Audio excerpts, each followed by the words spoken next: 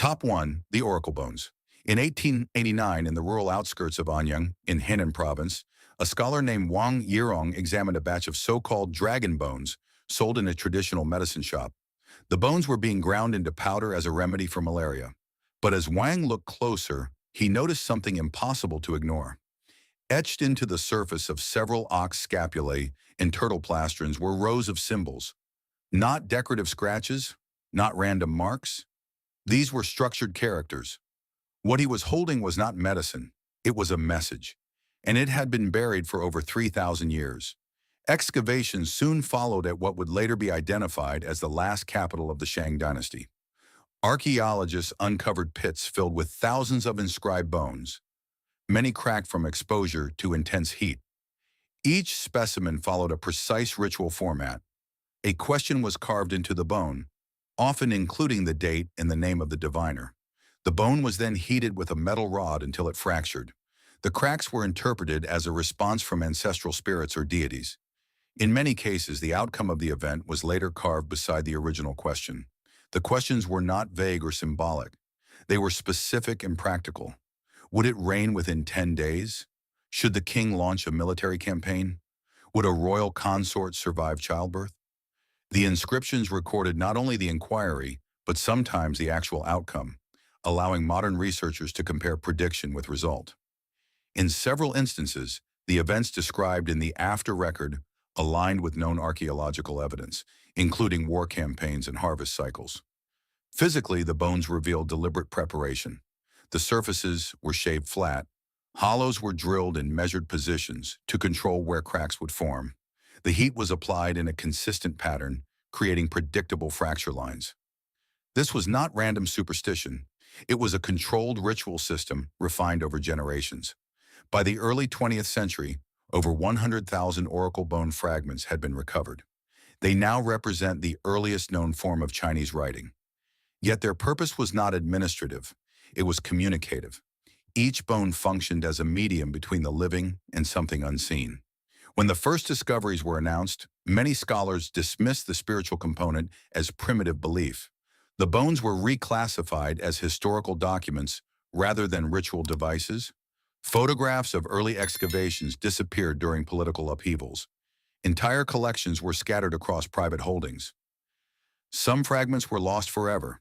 What remains is a silent archive of questions asked to something beyond direct human perception. If these bones were merely tools for psychological reassurance, why was such precision required? Why record outcomes beside predictions? Why refine the cracking process with such technical care? The Shang rulers believed they were not speaking into emptiness. They believed they were receiving answers. If thousands of bones, spanning centuries, were used as structured communication devices, then the unsettling question is not whether the spirits responded. The unsettling question is whether the system produced consistent results for reasons we still do not fully understand. Top 2. The Omphalos Stone. In the 6th century BCE, high in the mountains of central Greece, pilgrims climbed narrow stone paths toward the sanctuary of Delphi. Kings, generals, and lawmakers traveled hundreds of miles to stand before a single object resting within the temple of Apollo. That object was not a throne, nor a weapon, nor a statue of gold. It was a carved stone roughly 3 feet high, rounded at the top, wrapped in a sculpted net pattern.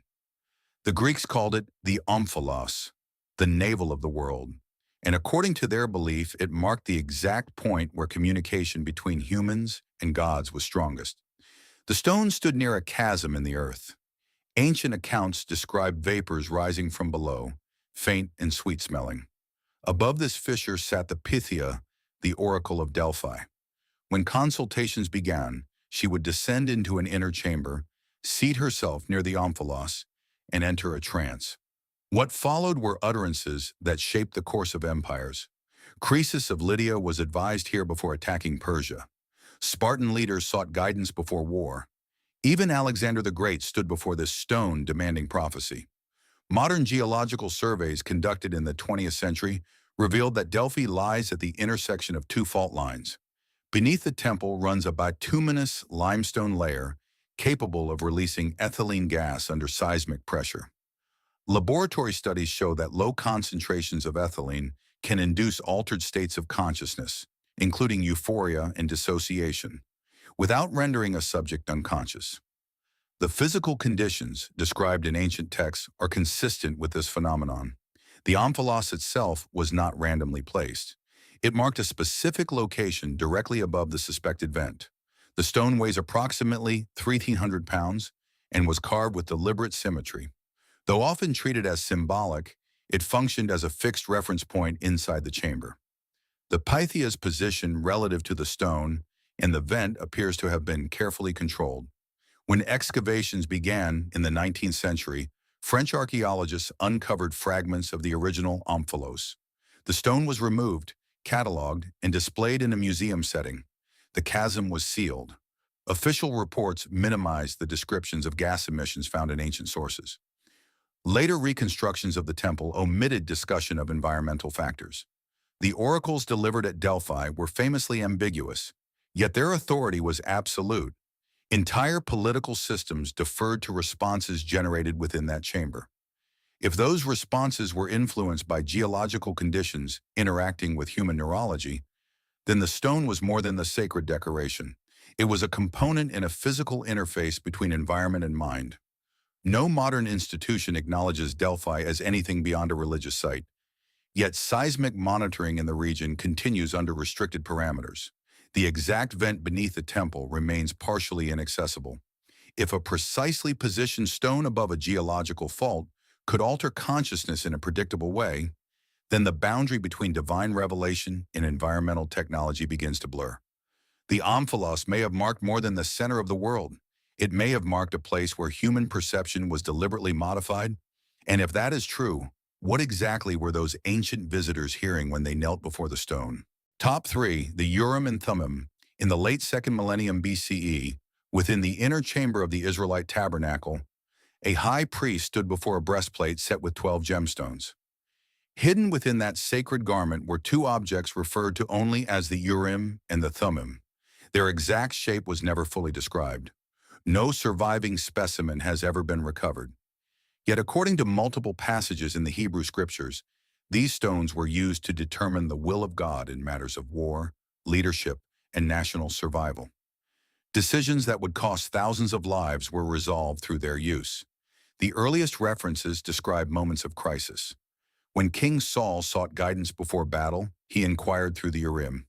When tribal disputes threatened unity, the stones were consulted. The process appears structured.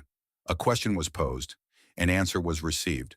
The text suggests binary outcomes, possibly affirmative or negative, though the method of extraction remains unclear. Some scholars theorize that the stones were marked in a way that allowed casting like lots. Others argue they may have been luminous minerals that glowed under certain conditions. The breastplate that held them, known as the Hoshin, was worn directly over the heart of the high priest. The Urim and Thummim were placed inside a pouch behind the gemstones. This placement suggests concealment, not display. Their operation was restricted to a single authorized individual. Unlike idols or public ritual objects, these stones functioned within a tightly controlled environment. No archaeological record confirms their material composition. The Second Temple period texts implied they ceased functioning at some point in history. Later, rabbinic writings refer to them as sacred relics of a vanished era. When the First Temple was destroyed in 586 BCE, the Ark of the Covenant disappeared. If the Urim and Thummim were stored with it, they vanished as well. What makes these stones unsettling is not their mystery alone, but their political weight. Entire military campaigns were launched or halted based on their verdict. Unlike prophetic trance states, this was not an ambiguous utterance.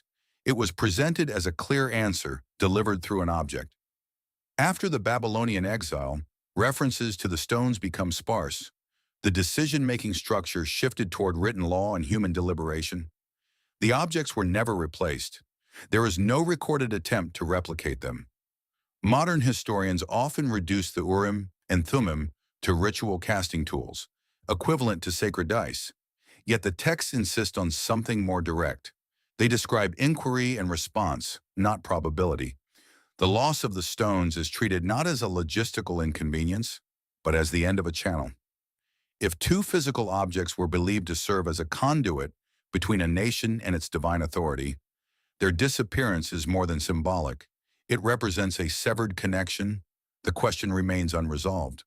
Were these stones merely instruments of psychological reassurance, or were they part of a structured decision mechanism whose principles have been forgotten? And if such a mechanism once existed at the center of political power, why did no civilization attempt to recreate it once it was gone? Top 4. The Obsidian Mirror of Duckyaw. In 1582, inside a dimly lit chamber in Mortlake, England, a scholar sat before a polished black surface no larger than a dinner plate.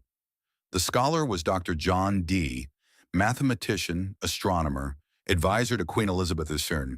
The object resting on the table was not European in origin. It was a disk of obsidian, approximately 7 inches across, cut and polished to a reflective sheen. It had been brought to Europe decades earlier from Mexico, likely seized during Spanish expeditions. To Dee, it was not a curiosity, it was a device. Together with an associate named Edward Kelly, Dee conducted a series of sessions in which Kelly would gaze into the mirror for extended periods. The goal was not meditation, it was communication. Detailed journals survive, recording dates, times, planetary alignments, and transcripts of what Kelly claimed to see and hear. The voices identified themselves as angelic intelligences. They dictated a structured language now known as Enochian, complete with grammar, syntax, and vocabulary. The mirror itself was simple in form, a convex slab of volcanic glass, nearly opaque, absorbing light rather than reflecting it sharply. Obsidian has unique optical properties. Its dark surface allows prolonged visual fixation without visual noise. Under candlelight, it produces depth rather than reflection, encouraging dissociation in the observer. Modern psychological studies suggest that scrying surfaces can induce mild hallucinations after sustained gazing, particularly in low-light environments. What unsettles historians is not that Kelly reported visions, it is the complexity of what followed. The Enochian language, as recorded in Dee's journals, was not random syllables. It formed a coherent linguistic system. Some linguists argue it resembles constructed languages. Others note that neither Dee nor Kelly had known training in linguistic invention.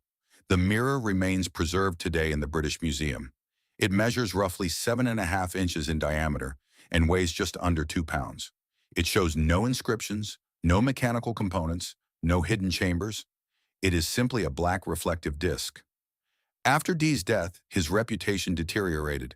He was labeled a mystic, then a charlatan.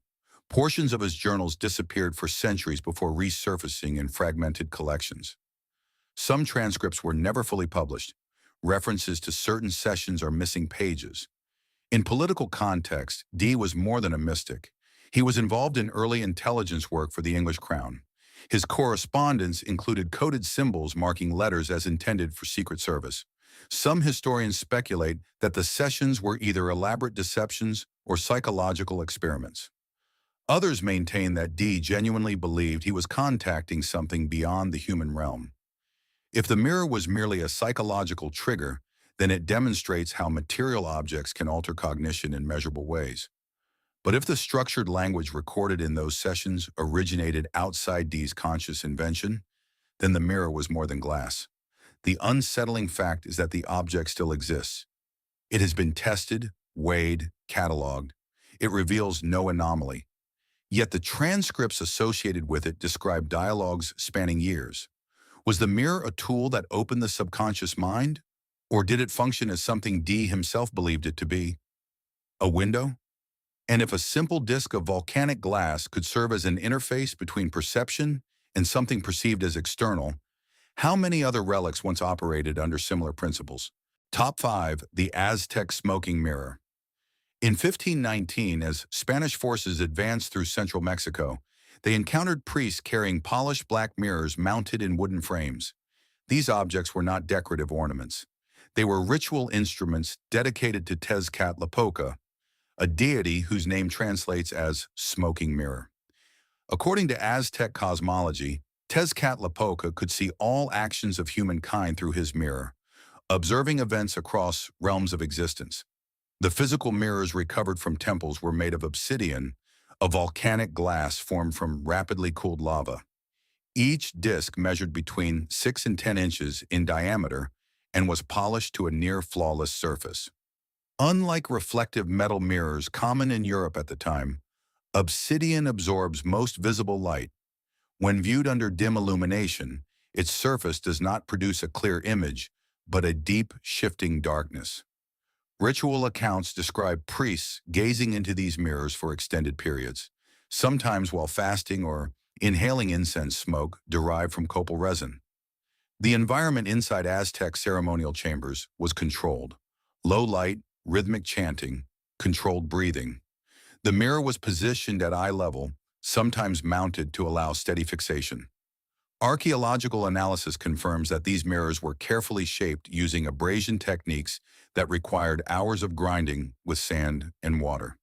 The edges were symmetrical. Some were inlaid with turquoise or framed in wood. Their placement within temple complexes suggests they were central to divination practices.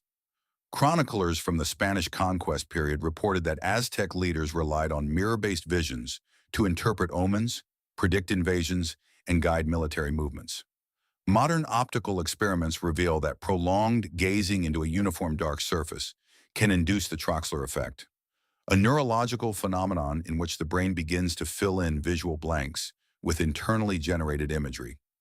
Subjects staring at a black reflective disc under candlelight often report distorted faces, movement, or emerging shapes. The experience can feel external, even autonomous. The mind, deprived of visual stimuli, creates its own. When the Spanish clergy began dismantling indigenous religious systems, many ritual mirrors were confiscated or destroyed. Some were transported to Europe as curiosities. Others were cataloged without detailed explanation of their use. The spiritual framework surrounding them was dismissed as superstition. Surviving specimens are now displayed in museums as art objects, stripped of ritual context. What remains consistent across historical accounts is the role of the mirror as a channel, not symbolic, functional. The priest did not merely admire the surface, the priest entered it. Unlike the mirror of John Dee, which was used in private sessions recorded in coded journals, the Aztec smoking mirror operated within a structured temple hierarchy. It was embedded into state religion and governance. The ruler consulted it before major decisions. If a polished volcanic disc, placed within a carefully engineered sensory environment, can alter perception reliably, then the mirror becomes less mystical and more mechanical. It becomes a device for inducing a specific state of consciousness. The deeper question is whether that state was interpreted as communication because of cultural belief, or because the experience itself felt undeniably external. And if two civilizations, separated by an ocean, both relied on black volcanic mirrors to reach beyond ordinary perception, the similarity becomes difficult to ignore. Top 6. The Tibetan Dudley Stones. In the early 20th century, traders traveling through the Himalayan passes began reporting small cylindrical beads, unlike any others in circulation. These beads were smooth, dark brown to black in color, etched with white circular or oval patterns that seemed embedded within the stone rather than painted on the surface. Known as Z stones, they were worn around the neck or wrist, sometimes passed down for generations. Locals insisted the stones were not carved by human hands. They were said to have fallen from the sky or emerged from the earth after storms. Physically, most Dzi stones measure between 1 and 3 inches in length and are composed primarily of agate or chalcedony. The surface patterns, often resembling eyes waves or geometric bands, are created through a process that remains partially debated. Some researchers suggest a combination of heat treatment, alkaline etching, and mineral infusion. However, recreating the precise aging and coloration seen in older specimens has proven difficult. Microscopic analysis of certain high-grade examples reveals a layering of mineral penetration that suggests prolonged exposure to unknown environmental conditions. Unlike decorative beads from neighboring cultures, Z stones are almost always associated with spiritual use. Tibetan tradition holds that specific patterns carry protective properties.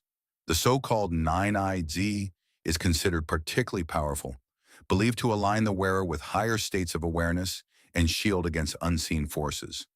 These beliefs persist not only in folklore, but in structured Buddhist practice. What makes G-stones unusual is the absence of clear archaeological provenance. While they are commonly attributed to ancient Tibet or Central Asia, very few have been recovered in controlled excavation contexts. Most appear in private collections or are traded through informal channels. Their origin point remains uncertain. No ancient workshop has been definitively identified. In the mid-20th century, several specimens were sent to European laboratories for compositional testing. Reports indicated that while the base material was consistent with natural agate, the surface alterations could not be easily reproduced using traditional carving methods. Some scientists suggested that the white patterns resulted from selective chemical corrosion over extended time spans, though the initial catalyst remains unclear. The stones are rarely displayed in major museums. Their classification is often limited to ritual bead without deeper inquiry. Scholars tend to avoid claims regarding their spiritual properties, focusing instead on mineralogy. Yet collectors continue to assign extraordinary value to older examples, sometimes paying sums equivalent to hundreds of thousands of dollars. If G-stones were merely ornamental, their consistent association with protection rituals would be cultural coincidence. But the repetition of eye motifs across nearly all specimens raises questions about symbolic intent. Eyes are universal metaphors for perception, for seeing what is hidden. In a region where high-altitude isolation shapes spiritual traditions, these beads functioned as personal interfaces. They were not placed in temples or buried in foundations. They were worn directly against the body. If a small stone, etched with deliberate patterning, was believed to mediate unseen forces, then the mechanism may not lie in the mineral itself, but in the human response it triggers. And yet, without a clear origin, the Z-stones remain suspended between geology and myth. If their patterns were engineered with specific intention, then someone, somewhere, understood how material form could influence perception in ways we have yet to fully decode. Top 7. The Bath Curse Tablets. In 1979, during excavations beneath the Roman baths in the English city of Bath, archaeologists recovered thin sheets of lead no larger than a modern postcard. Many were tightly folded, some pierced with nails, others rolled into compact cylinders. At first glance, they appeared to be scraps of discarded metal. But once carefully unrolled, faint inscriptions became visible. These were curse tablets, known in Latin as defictiones. And they were not symbolic offerings. They were written petitions directed toward unseen powers. The bath complex was built around a natural hot spring, believed by the Romans to be sacred to the goddess Sulis Minerva. Visitors who suffered theft or injustice would inscribe the name of the offender onto a sheet of lead, along with a detailed request for divine punishment. Some tablets measure only 3 inches across, while others approach 8 inches in length. The inscriptions are specific. May the one who stole my cloak lose sleep and health. May their blood and eyes be taken. The tablets were then thrown into the sacred waters, disappearing beneath the surface. Lead was not chosen at random. It is dense, malleable, and resistant to corrosion in water. It also absorbs sound and electromagnetic radiation. In ancient ritual contexts, lead was often associated with the underworld. The tablets were not meant to be retrieved. They were sent downward into what worshippers believed was a liminal zone between worlds. Over 130 cursed tablets have been recovered from the bath spring alone. Many were written in imperfect Latin, suggesting ordinary citizens, not priests, composed them. The act was structured. The name of the victim, the stolen object, the plea for retribution, and sometimes the condition under which forgiveness could occur were all included. The formula is consistent across decades. What unsettles historians is the psychological clarity behind the ritual. The tablet was not symbolic release. It was a direct communication, sealed and delivered into an environment believed to transmit it. The spring's temperature averages 115 degrees Fahrenheit, and the mineral content is unusually high in sulfates and trace metals. The water emits a faint, persistent vibration, detectable by sensitive instruments. When the tablets were first discovered, many were classified as minor artifacts of superstition. Some early finds were damaged during unrolling attempts. A portion of the collection disappeared from storage during wartime relocations. Only in recent decades have they been systematically translated.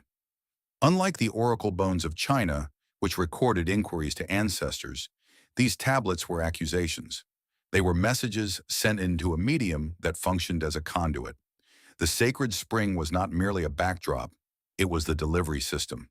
Modern researchers often reduce the tablets to expressions of frustration, but their precision and repetition suggest something more formalized.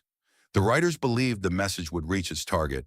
If sacred water combined with inscribed lead and intentional burial was considered a reliable transmission method, then the Romans were not engaging in random superstition. They were following a protocol.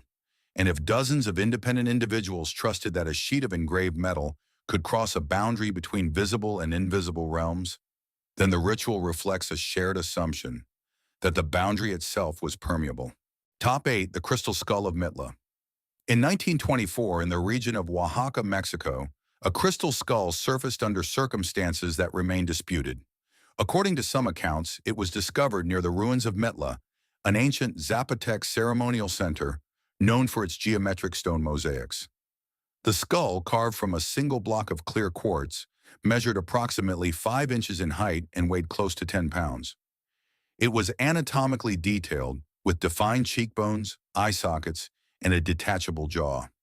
What drew attention was not its appearance alone, but the precision of its construction.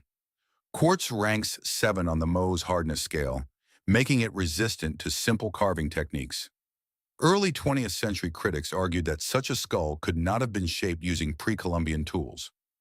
Later microscopic analysis, however, revealed both rotary tool marks on some specimens and abrasion patterns on others. The debate intensified when certain skulls displayed no clear traces of modern machining, leaving their manufacturing methods uncertain. Optical studies conducted in the 1970s showed that when light passes through clear quartz skulls at specific angles, it refracts in unexpected ways. Beams entering through the base can illuminate the eye sockets, creating the illusion that the skull is glowing from within. In darkened rooms, candlelight projected through the structure produces shifting patterns that move across the interior. Quartz also possesses piezoelectric properties. When subjected to pressure, it generates small electrical charges. In industrial applications, quartz crystals are used in oscillators to regulate frequency. Proponents of the skull's ritual use suggest that priests may have exploited these optical and physical properties during ceremonies. A transparent skull placed above a flame in a dim temple chamber would appear animated. Combined with chanting or sensory deprivation, the effect could be disorienting, even overwhelming. Skeptics argue that many crystal skulls were likely carved in 19th century Europe and sold into antiquities markets. In fact, several museum specimens have been confirmed as modern creations.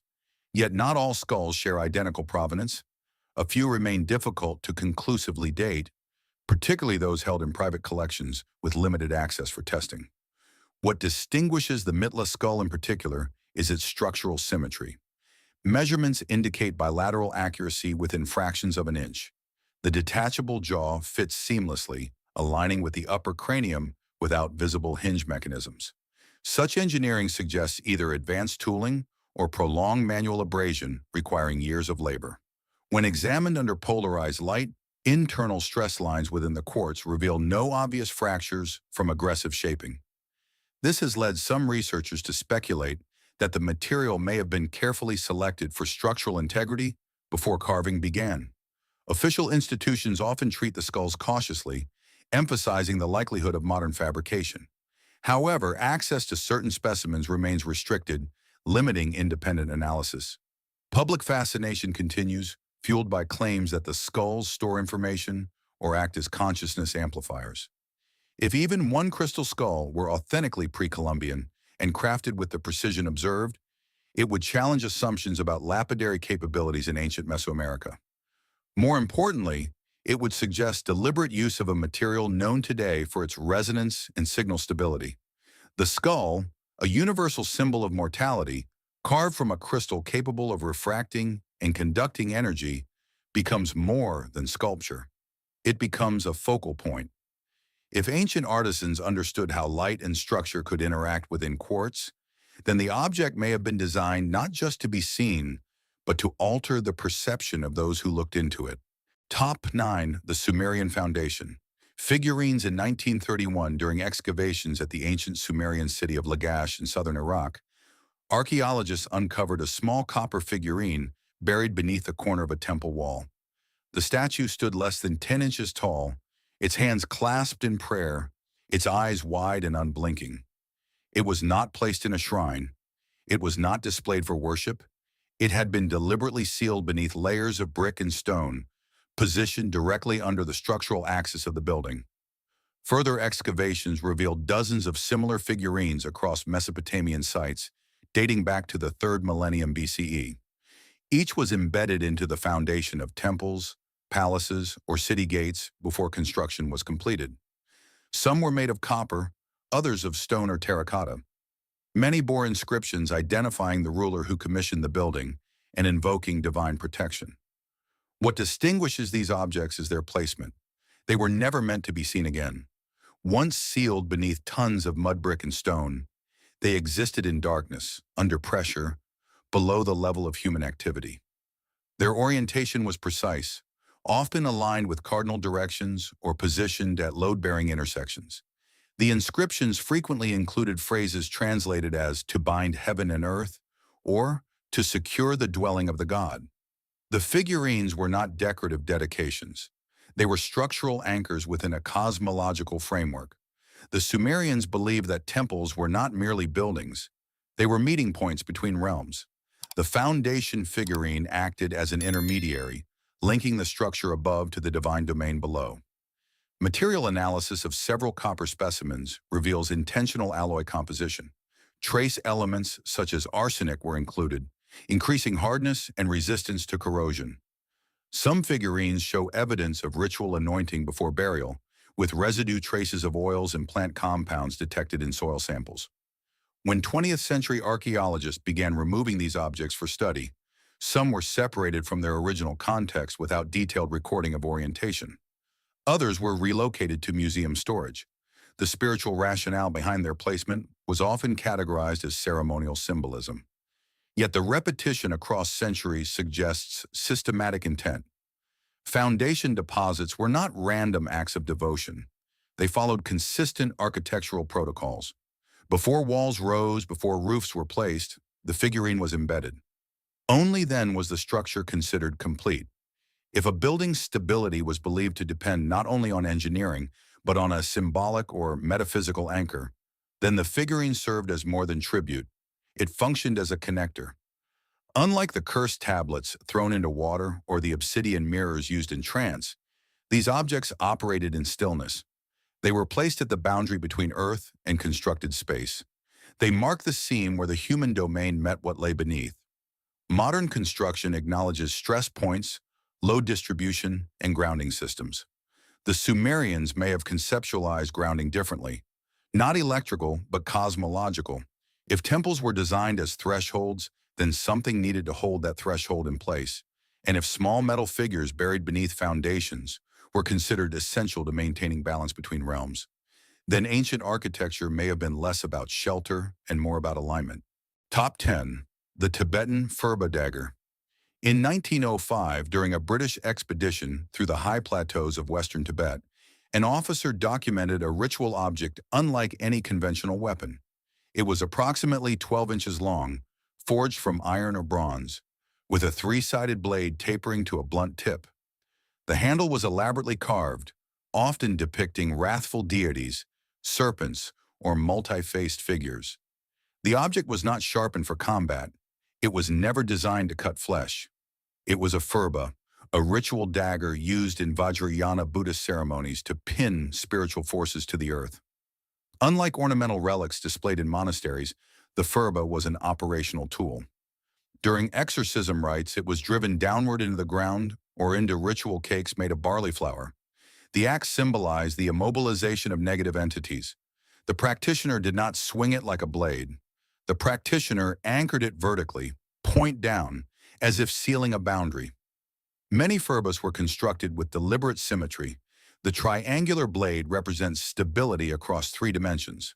Some were cast from meteoric iron, according to metallurgical analysis of select specimens held in private collections. The inclusion of meteoritic material may not have been symbolic. Iron from meteorites carries higher nickel content and distinct crystalline structures known as Widmanstätten patterns, visible under polished conditions. Certain furbus were inscribed with seed syllables, mantra characters believed to carry vibrational potency. When struck lightly against stone floors, the dagger produced a resonant tone distinct from ordinary metal. The ritual context often included chanting, rhythmic breathing, and spatial orientation aligned with cardinal directions. During early 20th century museum acquisitions, many furbus were cataloged simply as ritual knife. Their cosmological purpose was largely dismissed as folklore. Several high-ranking lamas insisted that the dagger's geometry was essential to its function. The three-edged blade was said to penetrate not physical matter, but energetic obstruction. Modern acoustical tests on preserved furbus reveal subtle resonance differences compared to ordinary bronze tools of similar size. Whether intentional or incidental remains debated. What is clear is that the object's form was standardized across centuries. The furba was not worn as jewelry. It was not displayed casually. It was activated within a ceremonial sequence. Its downward motion symbolized anchoring, sealing, stabilizing. If previous relics in this list functioned as interfaces for communication, the furba represents something different. It was not designed to open a channel. It was designed to close one. Across cultures, mirrors were used to look beyond. Stones were used to ask. Tablets were used to send. Figurines were used to bind foundations. And here a dagger was used to fix unseen forces into place. If so many civilizations engineered objects to interact with invisible domains, then the pattern becomes difficult to dismiss. These relics were not passive symbols. They were instruments within structured rituals. And if instruments were required, then those rituals were responding to something perceived as active. Whether that activity existed outside the human mind or emerged from it remains unresolved. But the consistency across continents and centuries suggests one unsettling possibility. Humanity has long behaved as if the visible world is not the only one. Top 11. The Etruscan Liver of Piacenza. In 1877, near the town of Gossalengo in northern Italy, a farmer plowing his field struck metal beneath the soil. What he uncovered was not a coin hoard or weapon, but a bronze object shaped unmistakably like a human liver. Measuring roughly 5 inches across and weighing just over 1 pound, the model was carefully cast with anatomical detail. Its surface was divided into dozens of small sections, each inscribed with abbreviated names of Etruscan deities. It was not art, it was a map. The object, now known as the Liver of Piacenza, dates to the 2nd century BCE. It represents one of the clearest surviving tools of Etruscan haruspicy, the ritual practice of divining the will of the gods through the inspection of animal entrails. When a sacrificial animal was opened, priests examined the liver for irregularities. Bulges, discolorations, or marks were not interpreted randomly. They were compared against the standardized bronze template. Each zone corresponded to a specific divine authority.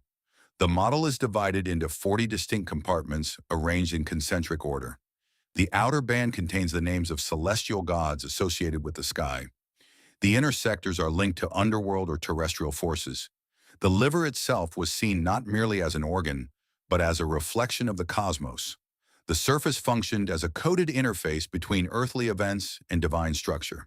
Physically, the bronze casting is precise. The raised lines separating each compartment are even and deliberate. Tool marks indicate skilled metalwork. The inscriptions, though abbreviated, follow consistent orthographic patterns. This was not an improvisational charm. It was a calibrated instrument used for instruction and reference. Roman historians later acknowledged that the Romans themselves adopted elements of Etruscan divination. High-ranking officials consulted haruspices before major state decisions. Entire military campaigns were delayed if liver readings were unfavorable. The bronze model may have served as a training guide for priests learning to interpret the signs correctly. When the Liver of Piacenza was transferred to museum custody, It was classified as a ritual artifact of religious superstition. Its cosmological structure was documented, but its operational implications were minimized. No serious institutional research has attempted to evaluate how consistent readings may have been across different priests. What distinguishes this relic from others is its systematic design. The liver is not a random shape, it was standardized. Diviners were not improvising messages. They were interpreting anomalies against a fixed celestial grid. If the human body of a sacrificed animal was treated as a projection surface for divine signals, then the Etruscans believed that physical matter could encode information from beyond the visible world. The bronze liver was not symbolic, it was a decoding key. The implication is subtle but profound. The cosmos was believed to write through biology, and this small bronze organ, buried for over 2,000 years, suggests that ancient priests were not merely praying for answers. They believed the answers were already there, waiting to be read. Top 12. The Norse Cedar Staff. In 1904, during the excavation of a richly furnished Viking grave at Birka in Sweden, archaeologists uncovered an iron staff placed carefully beside the remains of a woman buried with beads, brooches, and ritual objects. The staff measured nearly 3 feet in length, slightly curved at the tip, its shaft worn smooth from handling. It was not a spear. It was not a walking stick. Its shape did not match any known weapon from the period. Similar staffs have since been recovered from other Scandinavian graves, often associated with women identified as volur, practitioners of a ritual tradition known as cedar. Cedar was described in Norse sagas as a form of prophetic magic. Those who practiced it were said to enter altered states, speak of future events, influence weather, and communicate with unseen forces. The staff was central to the ritual. Accounts suggest that the vulva would sit elevated on a platform, holding or planting the staff before her, while chanting or receiving visions. The staff was not decorative. It was the axis of the rite. The physical construction of surviving staffs varies. Some are forged from iron with a knob or spiral finial at the top. Others contain bronze fittings or small rings attached near the head, possibly to create subtle sound during movement. Metallurgical analysis of certain examples indicates high carbon iron content, suggesting deliberate forging rather than casual manufacture. The curvature at the upper end appears intentional, not the result of bending damage. Unlike swords buried with warriors, these staffs were placed with individuals whose graves show no evidence of combat. Instead, the burial goods include amulets, animal bones, and occasionally small pouches containing plant residue. The association suggests ritual function. In at least one grave, the staff lay directly across the chest of the deceased, aligned with the body's vertical axis. Medieval texts portray cedar as both powerful and controversial. Some sagas describe it as dangerous or destabilizing. Practitioners were sometimes feared. The ritual required controlled chanting and possibly rhythmic sound patterns, accompanied by the physical presence of the staff planted upright in the ground. Archaeologists often categorize these objects simply as ceremonial rods. The broader cosmological context is minimized, yet their consistent appearance in female graves associated with ritual status indicates standardization. The staff was not a random accessory, it was part of a structured practice. If cider involved entering altered states to access knowledge beyond ordinary perception, then the staff may have functioned as a grounding instrument. Its downward orientation during ritual mirrors other relics designed to anchor or channel unseen forces. The iron shaft placed into earth could symbolize connection between sky and ground.